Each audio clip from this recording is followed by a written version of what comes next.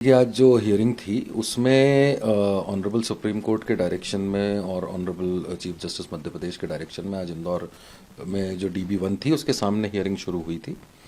हम इसमें as an इंटरविनर जो धार में बसंत पंचमी का जो और जुमे का दिन जो एक साथ आया था उसमें जो नमाजी जिन्होंने नमाज पढ़ी थी उनकी तरफ से हमने एक इंटरवेंशन फाइल करी थी।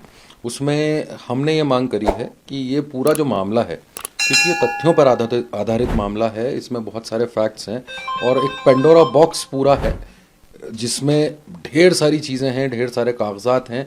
तो उन सब की जांच के लिए, उन सब की समीक्षा के लिए जो कोर्ट है वो सिविल कोर्ट है।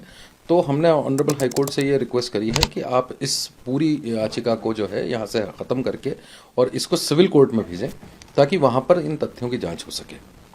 भैया किसी ने आपत्ति या दावे या इस तरह की कोई बहस हुई? देखिए, आज दावे आपत्ति की असल में बात थी नहीं, क्योंकि आज रिपोर्ट ओपन होना थी और आज रिपोर्ट सारे जो भी पक्ष थे उनके पास ऑलरेडी ASI दे चुका था। तो उस रिपोर्ट पर अब 16 मार्च की जो तारीख निर्धारित करी है कोर्ट ने, उस पर अब बात होगी कि उसमें जो भी सब पक्षों के जो रिकमेंडेशंस हैं या उनके जो ओपिनियंस हैं या सजेशंस हैं उसको वो अपने अपने पेश करेंगे हर पक्ष, और उसके बाद फिर आगे की सुनवाई जो भी होगी वो तय की जाएगी। आज का दिन हिंदू समाज की महाविजय का दिन है।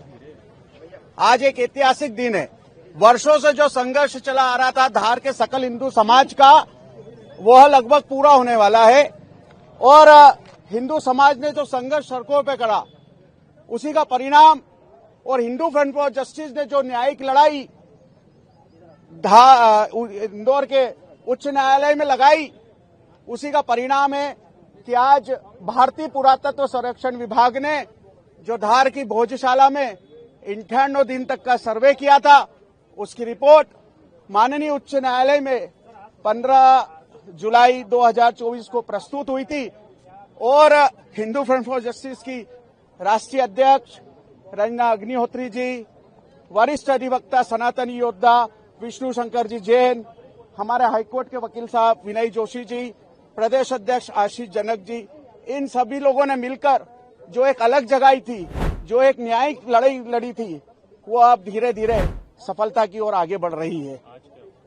आज इस केस के अंदर जो रिपोर्ट थी उसको रिकॉर्ड पे लिया है माननीय न्यायालय ने। इसके बाद जी हाँ, ASI की रिपोर्ट को आज माननीय न्यायालय ने रिकॉर्ड पे लिया है। साथ ही उसे अब ऑनलाइन भी सभी के लिए उपलब्ध कराया जाएगा और इस रिपोर्ट के बारे में जो भी सजेशंस हैं, जो भी ओपिनियन है, जो भी अपने अपने किसी का कोई सुझाव हो सकता है, शिकायत हो सकती है, आपत्ति हो सकती है, वो सारी चीजें 2 सप्ताह का समय दिया गया है। आज सुनवाई थी माननीय उच्च न्यायालय में भोजशाला प्रकरण को लेकर। जो ASI की सर्वे रिपोर्ट है उसे रिकॉर्ड पे ले लिया गया है। 2 हफ्तों का समय दिया है सभी पक्षों को आपत्तियों के लिए, सुझाव के लिए। 2 हफ्ते बाद माननीय न्यायालय में प्रकरण की फिर सुनवाई होगी और तत्पश्चात अंतिम बहस के लिए तारीख तय की जाएगी और निराकरण करा जाएगा। तो मतलब 16 मार्च की डेट दी है माननीय न्यायालय द्वारा। ये जो ASI की रिपोर्ट थी इसे स्वीकार किया गया है? नहीं, ASI की रिपोर्ट को रिकॉर्ड पे ले लिया गया है कोर्ट में। जी जी, नहीं पहले फाइल करी थी, क्योंकि जानकारी ऐसी थी कुछ लोगों को कि बंद लिफाफे में है, परंतु आज वो रिकॉर्ड पे ले लिया गया है। तो ये सभी के लिए अब सार्वजनिक की जाएगी? हाँ जी, सार्वजनिक की जाएगी। आम जनता भी देख सकती है? बिल्कुल देख सकती है। ऑनलाइन ERP के पोर्टल पे करी जाएगी। जो भी अपने वकील हैं उनके माध्यम से सभी लोग देख सकते हैं इसे। आज किसी तरह की नाराजगी भी जाहिर की क्या? नहीं, नाराजगी कुछ नहीं करी व्यक्त। किसी याचिकाकर्ता ने रिपोर्ट नहीं मिलने की बात कही? नहीं, कुछ लोगों द्वारा कहा गया था कि हमें भी कॉपी दी जाए, तो कोर्ट का ऐसा कहना है कि जो पक्षकार रहेंगे उन्हें दी जाएगी कॉपी। तो ये जो जिन्होंने मांगी थी वो पक्षकार नहीं है? हाँ, अभी 3 लोगों द्वारा उसमें इंटरवेनर की एप्लीकेशन लगाई है। अभी स्वीकार होगी तो फिर देखते हैं, उन्हें दिया जाएगा। आज उच्च न्यायालय खंडपीठ इंदौर के डिवीजन बेंच के समक्ष भोजशाला का मामला सुनवाई के लिए निर्धारित था, जिसमें महाधिवक्ता जी ने सुप्रीम कोर्ट का जो ऑर्डर हुआ उसे न्यायालय को संज्ञान में लाते हुए विषय बताया, जिसपे न्यायालय द्वारा कुछ प्रश्न पूछे गए कि सुप्रीम कोर्ट ने ऑर्डर करा है कि सभी रिपोर्ट को अनसील करते हुए सभी पक्षों को रिपोर्ट दी जाए, पर उच्च न्यायालय खंडपीठ इंदौर की डिवीजन बेंच ने 4/7/2024 को एक आदेश पारित करा था, जिसमें रिपोर्ट सभी पक्ष को दी जाए ऐसा वर्णित है।